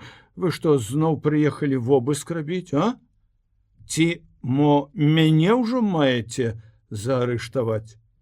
Браўнінг жа ў мяне знайшлі. Гуторскаму стала трохі не па сабе. Ён не знаў, што адказаць, бо і сам не ведаў, чаго паехаў. Пацягнула нешта, да і годзе. Ён памкнуўся адказаць жартам. Той раз я прыязджаў як вораг. Цяпер ехаў міма, дай, думаю, заедуся проста так, як падарожны. А што да вас? Можаце не турбавацца. Мы кабет заарыштоўваем толькі ў асаблівых выпадках, ды то самых злосных. А хіба я не злосная? Вы пэўны ў гэтым? А мо я зусім бандытка? Вы пра гэта не думалі? Ай, думалі, што я на гэта не здольна. Яна глядзела проста яму ў твар задорна-гуллівым, гарэзлівым поглядам, поўная нейкай хваравітай, нервовай весялосці. Зірніце на мяне, ці падобна я на бандытку? Ці такія бываюць бандыткі, а? Яна выпрасталася перад ім ва ўвесь рост, зграбная, дзіўна прыгожая, з бліскучымі ззяючымі спакусай вачмі. Гуторскі загарэўся шалёнай страсцю, ад якой памуцілася ў галаве. Схапіць яе, сціснуць моцна-моцна да болю, цалаваць без канца гэтыя гордыя, задорна усмешлівыя вусны, гэтыя вочкі. Бяздонныя, прамяністыя, ён накідаў яе ўсю палкім агнявым поглядам. Яшчэ момант і кінуўся б да яе, агорнуты страсным каханнем. Але яна схамянулася, пэўна, прачытала ў яго вачах усё, чым кіпела яго нутро, і спалохалася. Ураз панікла, адвярнулася, загаварыла. Ай, это ж мы на шлях ужо выйшлі. Вы што, ў горад едзеце? Можа, заедзеце да нас? Клуб паглядзіце? Мы ж ужо не жывём у палацы, клуб там адчынілі. Некалі. Трэба спяшацца, сказаў Гуторскі, і сам здзівіўся свайму голасу. Бо ён быў нейкі грубы, дрыжачы. Бывайце здаровы. Яна яго затрымала. Затрымала, Павел Миколаевич. У мяне просьба ёсць да вас. Невялічкая. Ці можаце вы мне паведаміць, як вырашыцца лёс майго бацькі? Так, каб я паспела. Добра. А дзе вы будете тут? Магчыма, што тут, а можа ў горадзе, у цёткі Савецкая, 18. Добра. Я вам абяцаю гэта, бывайце. Ён ускочыў на коня і шыбка, не абарачваючыся, паехаў у бок горада. Купрыянова прысудзілі к расстрэлу. У той самы дзень Гуторскі паведаміў Ніну. Яна была ў горадзе і зараз жа прыйшла к яму. Прыйшла ўзрушаная, абураная, не папытаўшы дазволу, убегла ў кабінет. Ужо? Канчаткова? Так. Слухайте, Павел Миколаевич, вы можете спыніць гэта, затрымаць хаця на нейкі час? А што? Павел Миколаевич, я буду гаварыць з вами адкрыта. Спадзяюся, што калі ў нас нічога не выйдзе, дык усё гэта астанецца толькі між нас. Вы мне можете абяцаць гэта? Кажыце. У мяне ёсць прапанова, якая можа здаволіць і вас, і мяне. Вам жа мой бацька цяпер не страшны. Вы добра ведаеце таксама, як і я, як і ён сам, што з яго боку, нават калі б ён і вольны быў, нельга чакаць цяпер якой-колечы контррэвалюцыі, бо ён занадта палахлівы для гэтага. Раз паспытаўшы Горкага, ён не захоча яго. І вось я вам дам выкуп за яго. Я дам у ваши руки чалавека, які для вас у 1000 разоў страшнейшы. Я вам дам зарубу. Гуторскі асалапеў ад нечаканасці. Яму адразу здалася дзікай і недарэчнай прапанова Ніны. Потым ён успомніў яе словы аддаць тое, што даражэй за ўсё, мо даражэй за жыццё. Быццам маланка працяла розум, усё асвятлілася, всё стала зразумела. Дык во тое дарагое, чым яна спадзявалася ратаваць бацьку, во чаго яна мучылася, во што займала ўсю яе істоту, во чаго яна так змянілася. Значыцца, надумала, адважылася аддаць свайго любага ў ахвяру, каб ратаваць бацьку. Ніна з нецярплівасцю чакала адказу. Каб прыгледзеўся да яе Гуторскі, ён бы ўбачыў, як калацілася яна ўся, як высока ўздымаліся яе грудзі, але ён не глядзеў. Ён баяўся на яе зірнуць, каб не выказаць свайго настрою, бо ён адчуваў, як унутры ў яго расце прыкрае, агіднае, але моцнае пачуццё, якое завецца рэўнасцю. Дык во хто яе выбранец.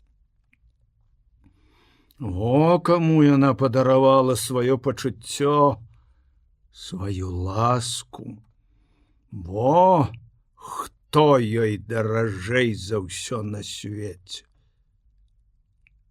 Добра, адказаў ён, не гледзячы на яе, я пастараюся гэта ўладзіць. А адзін я не магу гэтага зрабіць, не важуся, трэба парадзіцца. Але спадзяюся, што прапанова ваша будзе прынята. А вы пэўны ў тым, што гэта вам удасца? Хопіць у вас спрыту і сілы волі? Я адважылася. Зраблю. Вы дзе будзеце гэтымі часамі? Тут у горадзе. Ён больш нічога не гаварыў, чакаў, каб пайшла, хацеў гэтага, хацеў астацца адзін, прывесці да ладу свае думкі, пачуцці, а яна марудзіла. Ён узяўся за паперы, зрабіў від, што некалі, яна асцярожна, нясмела спыталася: а што з ім будзе? Быццам яшчэ спадзявалася на нешта. Самае горшае. Яна пайшла. Гуторскі ўзрушаны пачаў хадзіць узад і ўперад па пакоі, кіпеў непамернай злосцю і сумысля распальваў сябе, стараўся абярнуць сваю злосць на яе, хацеў ненавідзець яе, хацеў вярнуць даўнейшую варожасць, але дарма. Таго ненавідзеў, як можа толькі ненавідзець закаханы мужчына, шчаслівага пераспешніка, а яе любіў, кахаў моцным, палкім каханнем. Цяпер яшчэ больш, як даведаўся, што яна належыць другому. Ён доўга хадзіў па пакоі, доўга думаў, змагаўся з сабой, да яго прыходзілі, ён адказваў на пытанні, даваў загады і не прыкмячаў гэта, рабіў неяк махінальна, не думаючы. Потым успомніў, што трэба спяшацца, трэба ўзяцца за выкананне таго, што абяцаў Ніне і чаго цяпер у глыбі душы жадаў сам. Ён таго часу склікаў патрэбных асоб і на патаемнай нарадзе выклаў сутнасць справы. Ён упарта даводзіў, што неабходна прыняць прапанову, што гэтага патрабуе момант. Даводзячы другім, ён і сабе даводзіў, бо ў глыбі душы і сам не быў перакананы ў пільнай неабходнасці гэтага, стараўся падманіць сябе, бо баяўся сазнацца, што нешта іншае, апрача інтарэсаў справы, кіруе ім у гэтую часіну. Прапанова была прынята, і выкананне прысуду над Купрыянавым затрымана. А на другі дзень Гуторскі запрасіў да сябе Ніну і матроса. Матрос прыйшоў, як ужо Ніна сядзела ў кабінеце. Ён увайшоў хмуры, пануры, знаў ужо ўсё і быў недавольны. Як убачыў Ніну, яшчэ больш насупіўся, настаражыўся, моўчкі сеў воддаль на крэсла. Гуторскаму таксама не па сабе было. Ён адчуваў нейкую нелоўкасць, нейкі цяжар, прыкра было пачынаць гутарку, але пачала Ніна. Ну, давайте згаворымся. Гуторскі кінуў у бок матроса пытлівы погляд. Ты возьмеш на сябе гэту справу? Я заўсёды свае абавязкі спаўняю. Назначце час і месца, звярнуўся Гуторскі да Ніны. Тая падумала. У пятніцу о 10 гадзіне ўвечары ў Купрыянова ў флігелі дзверы будуць адчынены. Усё роўна, прабурчаў матрос. Усё? Ніна ўзнялася з крэсла. Гуторскі зірнуў на яе. Дзяржыць сябе проста спакойна, быццам абгаворвае якую звычайную дробную справу, а там унутры, пэўна, мора бушуе. Здаецца, усё, адказаў ён. Мне больш не трэба? Блізка, што бывайце. Всяго добрага. Як яна выйшла, матрос з запалам накінуўся на Гуторска. Слухай, даражэнькі, што гэта табе завадзіла? Няўжо не можна было б абысціся без гэтае здрады? Не люблю я гэтага, не хачу. Хіба ў нас сілы не хапае самім злавіць яго? Супакойся, голубок. У цябе проста гаворыць запал заўзятага ваякі. А трэба глядзець на рэчы іншымі вачмі. Тыдзень чакання пагражае дзесяткамі лішніх ахвяр. Трэба мець на ўвазе агульную справу, а не глядзець толькі з сваёй званіцы. Ды не магу я іначай глядзець. Натура не дазваляе. Гуторскаму ледзь удалося ўгаманіць яго, ды то ўсё бурчэў. Толькі на след узбіўся, зарупіла. Яшчэ які тыдзень не злавіў бы, не трэба было і бабскае дапамогі. Адкуль гэта ў яе спрыт такі? Урэшце зацікавіўся ён. Як яна яго заманіць? Што? Яна з ім у хаўрусе?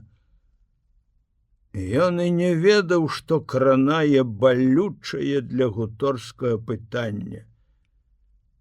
Кахаюцца, адказаў той. О, іш ты! Знюхаліся. Знайшоў свой свайго. Але што за бацьку аддаваць любага? Прыгожая яна ліха на яе. Кветка, а не паненка. Гуторскаму было прыкра слухаць яго развагі, і ён парупіўся змяніць гутарку. Ладно, давай лепей памяркуемся, як спрытней гэта абляпаць. Давай памяркуемся. Гуторскі чакаў матроса. У няцярплівасці хадзіў узад і ўперад па кватэры, не знаходзіў сабе месца. У галаве думкі мітусіліся, вострыя, калючыя, мітусіліся, блыталіся, круціліся шалёным карагодам, аж балюча было ад іх галаве. Всё цела ахінулася нейкай прыкрай зморай, балела ўсё быццам пасля цяжкай працы.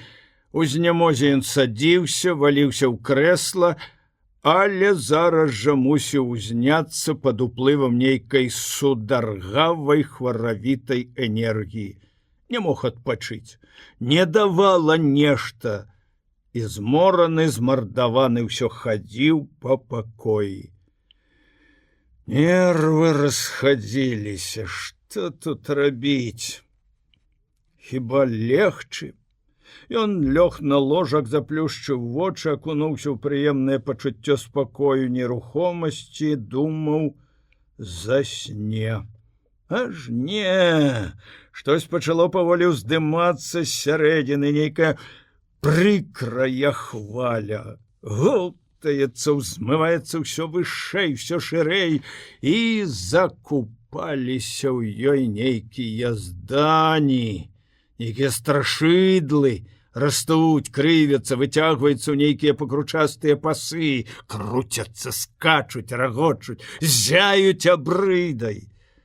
У галаве ад іх муціцца, атрутны туман расплываецца, хоча спавіць, затуліць, задушыць. Страшна. Ён з патугай расплюшчыў вочы, азірнуўся, рэжа вочы яркі свет электрычнасці, можа, ад свету пагасіць. Устаў, пакруціў кнопку, стала цёмна, ён зірнуў у акно.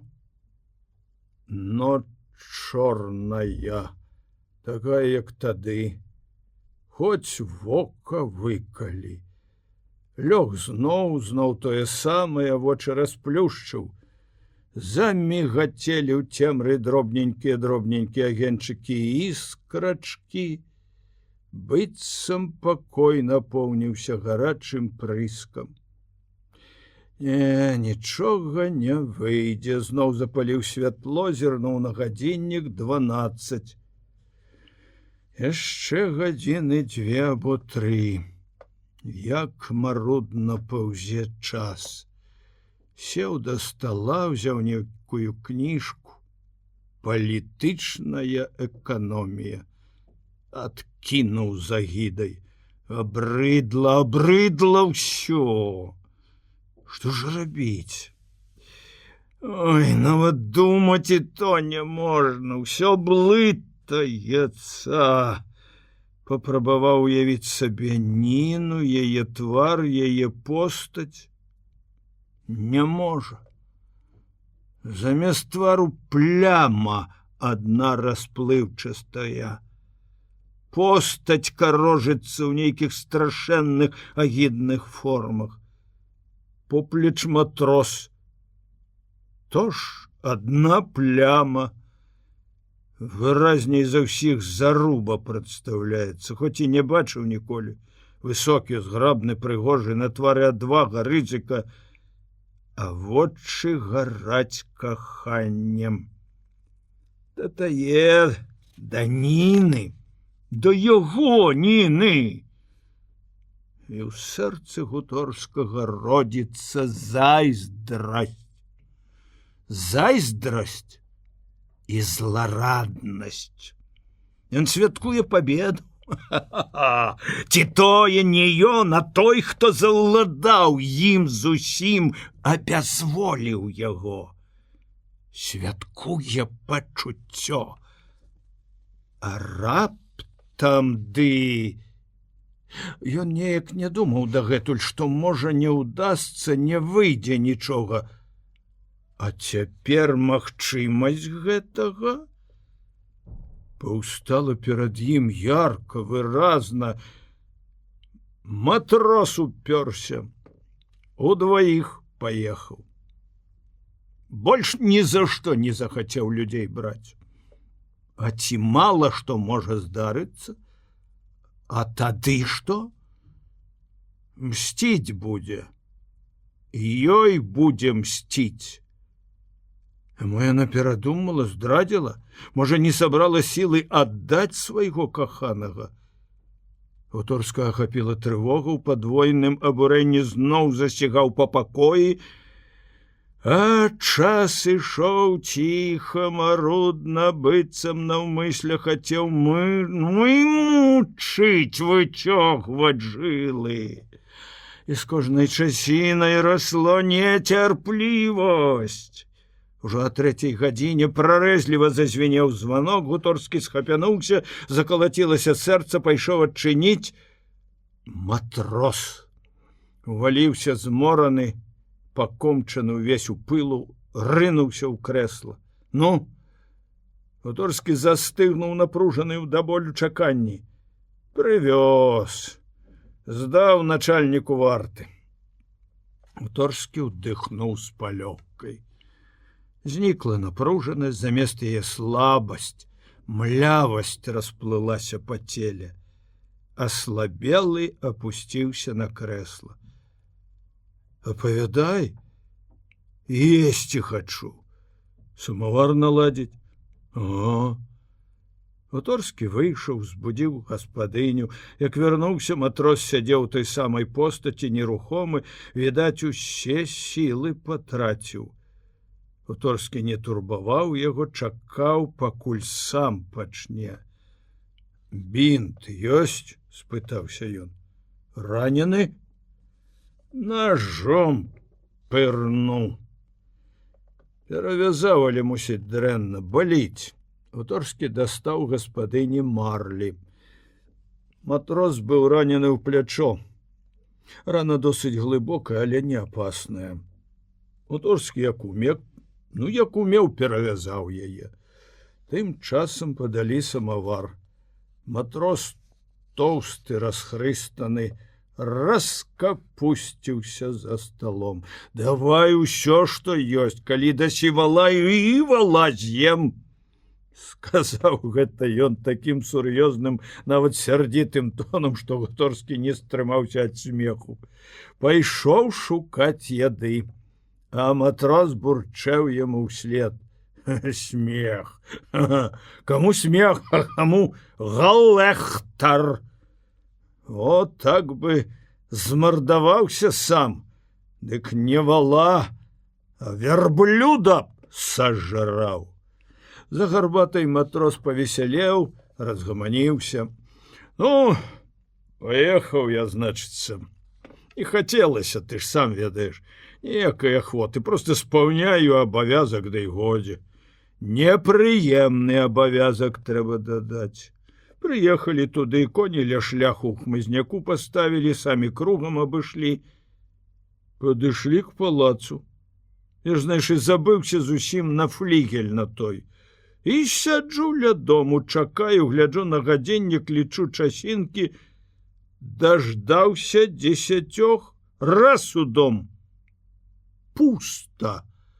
Бодай цябе расперазала, пуста. Сцены павымаланы, путы сцены павыламаны ў сяродку. Што за праява, думаю? Дзе ж гэта ўсё падзелася? Добра, што хаця сцэна там ужо наладжана, а па ёй толькі сцяміў, што выселілі іх. Тады і пра флігель гэта ўспомніў. Цямся ён зусім. Ну, у флігель дзверы расчынены, адзін пакой, другі, адчыняю дзверы ў трэці, аж яны там сядзяць удваёчку, галубяцца. Гляджу, воддаль на стале пісталет. Я недоўга думаю, ці скакельды за яго. Ну, тут, знаеш, спалох такі, паніка. Яна ўсхапілася, закалацілася ўся, кідаецца туды-сюды, месца не знаходзіць, як жару хапіла. І ён ускочыў. Разлютаваўся, вочы гараць, ноздры раздуваюцца, звер зверам. Я на яго наган: «Не з месца!» крычу. Але ён не такіх, не з такіх, не палохаўся. Все роўна паміраць, крыкнуў, схапіў са стала нож і на мяне. Я не страляў. Вось ён і парнуў мяне. Ну, я, вядома, раззлаваўся, кінуў наган на падлогу, ды за яго ў рукапашную. Схапіў за руку, ціскануў трохі. Ён і нож выпусціў. Ну, боркаліся трохі. Скончыў я яго. Грышка тут падаспеў, скруцілі. Матрос сціх, узяўся за гарбату. У пакоі павісла згодная ціша, толькі маўклівае сёрбанне матроса ды ласкавы подсвіст самавара парушалі яе мяккую цягучасць. Гуторскі аддаўся ціхай задуме. Ён уяўляў сабе, як наяве всё тое, аб чым апавядаў матрос. Ён бачыў яе ўзрушаную, непрытомную, з паламанай душой, з разбітым сэрцам, хацеў пачуць, што пра яе, але баяўся спытацца. Ну, а далей што? Што далей? Павялі, яна ўсё кідалася да яго: «Любы, дарагі, сонейка маё, гэта я здрадзіла, я прадала цябе». Шкада было глядзець на яе. А ён? Ён таксама рваўся да яе, скрыгаў зубамі, лаяўся, каб дапусцілі, згрыз бы. Не дарую, кажа. На тым свеце спаткаемся, і то памстуюся. Матрос трохі памаўчаў. Шкадаваў я яе. Гэткі адчай, гэткая пакута. І ўсё за бацьку. Не варты ён гэтага. Дурная. Застрэлілі б. Туды і дарога. Гуторскі усміхнуўся. А ён больш варты? Ну, мала што. Абодва заціхлі, углубленыя кожны ў свае думкі. Купрыянова выпусцілі, а Зарубу цераз тыдзень судзілі палявым судом і расстралялі. Ніна жыла ў горадзе, і Гуторскі з ёй часта бачыўся. Яна з ім сустракалася ахвотна. Траплялася, што яны падоўгу сядзелі ўдваіх дзе-небудзь у далёкім кутку гарадскога саду і гутарылі. Яна заўсёды была сумная, маркотная, як восень. Звычайна сядзела нерухома, упяўшы в адну кропку свой пануры заледзянелы погляд.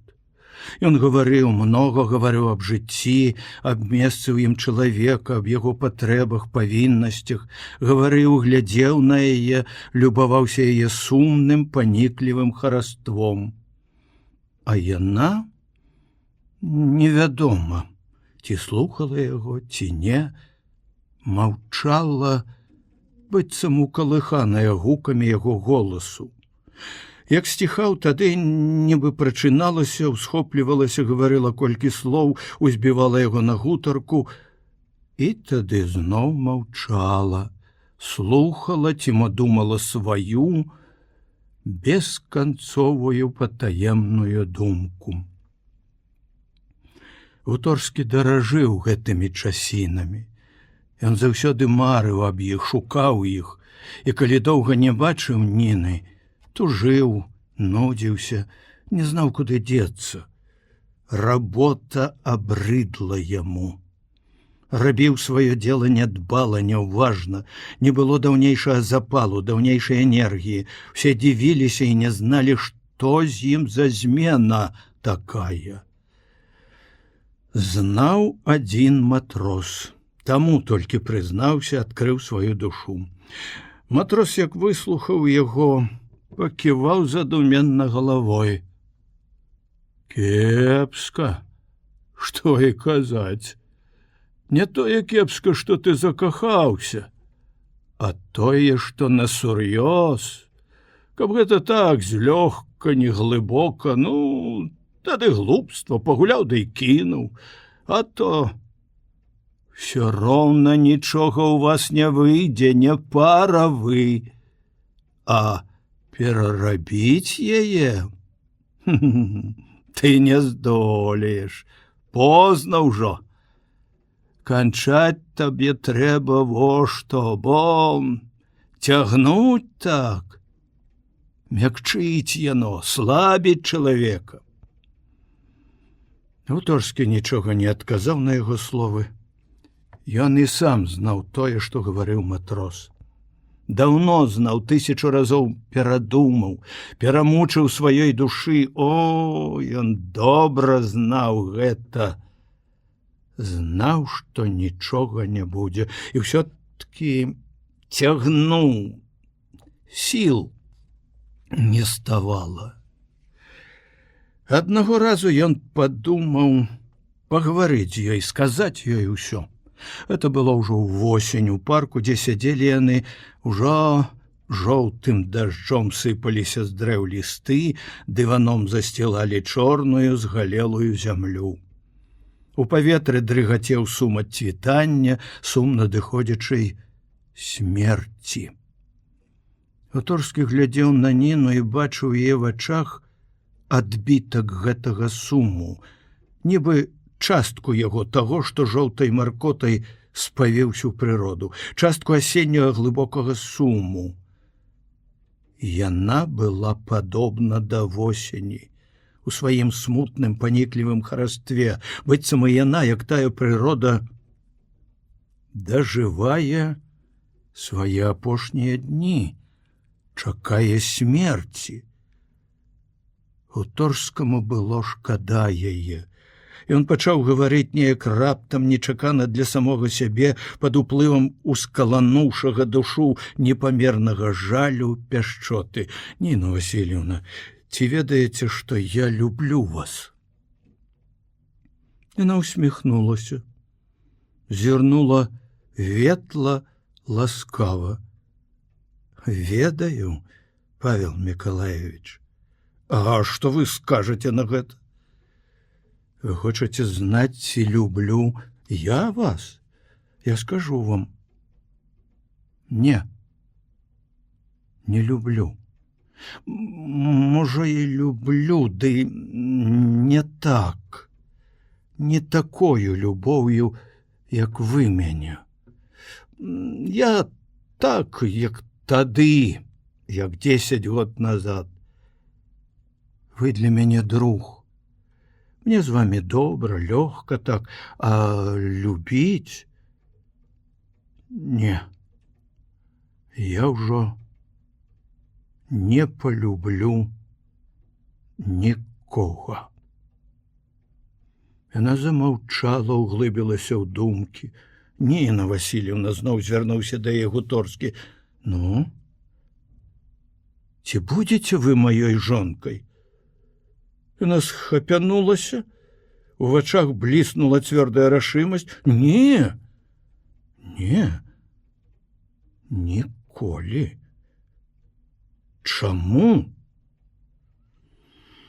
Нічога не выйдзе з гэтага, толькі папсуём жыццё адзін аднаму, згубім сябе.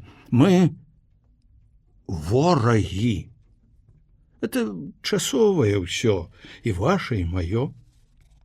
А тое праявіцца ў жыцці наша варожасць. Ладу не можа быць, мы розныя людзі. У мяне адны нахілы, у вас другія, у мяне адна ўрода, у вас другая. Неразумна і думаць пра гэта. Я не магу перавярнуцца, стаць падобнай да вас, таксама як вы да... Ну ды што я? Стаць такой, як я? Это ж значыць кончыць самагубствам. Яна усміхнулася. А потым, яшчэ... Яна раптам стала сур'ёзнай і быццам змагалася з сабой, сказаць ці не. Яшчэ ёсць прычына. Я вам усё скажу як другу. Пасля гэтага вы назаўсёды пакінеце гэту сваю думку. Яна спынілася. Гуторскі з трывогай і нецярплівасцю чакаў, што скажа далей.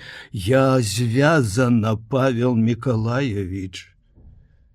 Звязана назаўсёды з тым, каго вы забілі. Моцнымі путамі звязана. У мяне будзе дзіцянё. Гуторскаму як перуном ударыла. Усяго ён чакаў, толькі не гэтага. Вы гэтага не чакалі? Гаварыла яна. Але гэта так. Это праўда. Ну, спадзяюся, што у нас з вами не будзе больш ніколі гаворкі аб тым. Ды што вы, Павел Миколаевич, у вас жыццё наперадзе поўнае, цэлае, незламанае. У вас ёсць чым і дзеля чаго жыць. Для вас ёсць месца. Пачэснае месца ў жыцці, а я ўжо нябожчыца. Жывая нябожчыца. Паспрабую яшчэ маткай быць. Можа, тут знайду сабе месца, можа, здаволюся хоць на часінку. А калі не, тады Гуторскі слухаў яе, абураны глыбокім жалем. Гэты жаль ахапіў яго ўсяго, зліў сабе ўсе пачуцці, каб ён мог, каб ён умеў ратаваць яе, пагадзіць яе з жорсткім жыццём, гэтую любую, дарагую яму дзяўчыну. У той дзень яны доўга сядзелі, доўга гутарылі, разышліся добрымі прыяцелямі. Гуторскі прыхінуўся плячмі к пераборцы, што дзеліць адно купе ад другога, закінуў галавой і аддаўся ціхай, салодкай нерухомасці. Мерна, аднастайна падрыгвае вагон, у такт гэтаму дрыжэнню самотна, жалобна дрынчыць у акне адбітае шкло. У вагоне змрок. Всё шэрае, няяснае, расплыўчатае, фігуры людзей, цёмныя плямы нязграбна калышуцца, дзіўна, смешна трасуцца чорныя клубкі галовы. Некаторыя гавораць, і пакрытая глухім грукатам чыгункі, гутарка іх здаецца дзіўнай, незразумелай. Гуторскага агортвае цягучая дрэма. Ён аддаецца ёй, заплюшчвае вочы, але не засынае. Мяккай згоднай чарадой плывуць думкі, варушацца паціхеньку. Думкі ўспаміны. Выглядае яна, смутная, прыгожая. Чуецца яе мілагучны шчыры голас. Бывайте здоровы, не поминайте лихом, живете по-своему, по-новому. Шкада яе, дужа шкада, але нічога не парадзіш. Гэткі закон жыцця. Бязлітасны закон. Усё старое вымятаецца, выкідаецца, як непатрэбнае смяццё. Расчышчаецца дарога новаму. Паўстае новае жыццё, здаровае, свежае, магутнае. Сміхаецца ядранай прыгожай рунню, прыйдзе час і закрасуецца яно краскамі мнагацветнымі, а паўе зямельку дзіўным казачным хараством.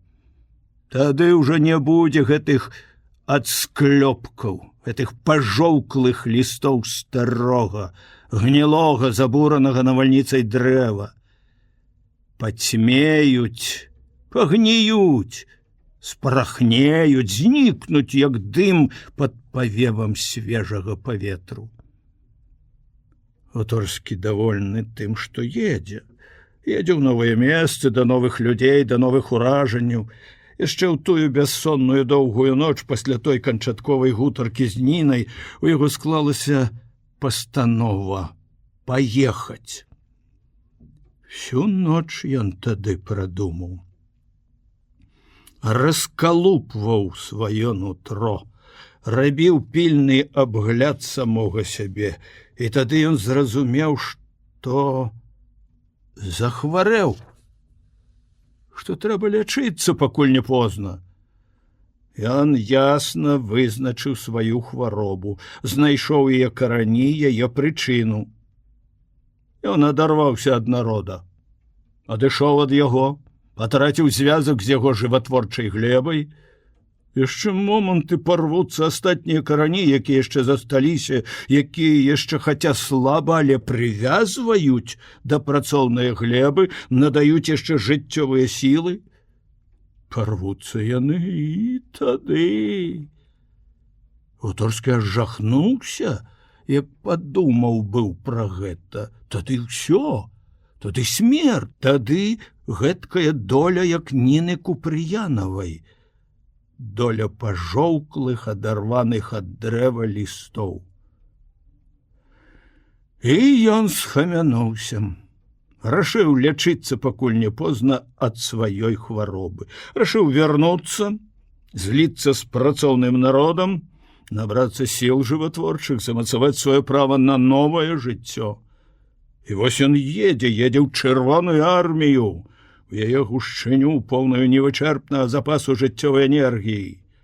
Там ён набярэцца сіл, узновіць парваную сувязь, зноў пусціць карані, там ён зноў стане здаровы. Чыгунка ляціць, нясе ўсё далей і далей, злёгку падрыгвае цёмны вагон. Дзын-дзын-дзын. Жалобна звягае ў цемры пабітае шкло. Гуторскага агортвае цягучая дрэма.